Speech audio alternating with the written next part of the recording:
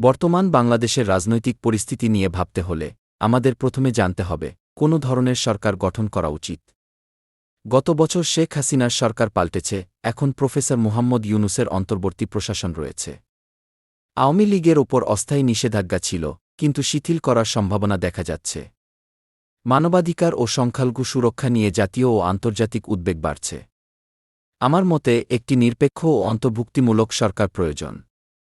এতে সব প্রধান রাজনৈতিক দল ও নাগরিক সমাজের প্রতিনিধিত্ব থাকতে হবে। স্বচ্ছতা ও আইনের শাসন বজায় রাখতে হবে যাতে নিপীড়ন বন্ধ হয়। একটি স্বচ্ছ ও নিরপেক্ষ নির্বাচন কমিশন গঠন করা জরুরি। অর্থনৈতিক স্থিতিশীলতা বজায় রাখতে হবে যাতে সাধারণ মানুষের জীবনযাত্রা নিরাপদ থাকে।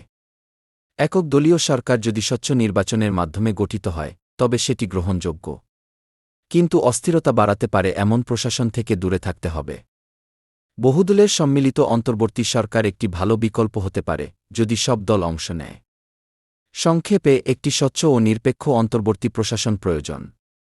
এটি মানবাধিকার ও আইনের শাসন পুনঃপ্রতিষ্ঠা করবে, নিরপেক্ষভাবে নির্বাচন আয়োজন করবে যাতে ফলাফল গ্রহণযোগ্য হয়। এখন দ্রুত রোডম্যাপের দিকে নজর দিতে হবে। রাজনৈতিক বন্দীদের মুক্তি ও বিচার প্রক্রিয়ার স্বচ্ছতা নিশ্চিত করতে হবে। নির্বাচন কমিশন পুনর্গঠন ও আন্তর্জাতিক পর্যবেক্ষণ আমন্ত্রণ জানাতে হবে। সকল বড় দলের নিরাপত্তা ও রাজনৈতিক কার্যক্রম চালানোর নিশ্চয়তা দিতে হবে। সংখ্যালঘু অধিকার রক্ষা ও সাম্প্রদায়িক সহিংসতা প্রতিরোধে কার্যকর ব্যবস্থা নিতে হবে।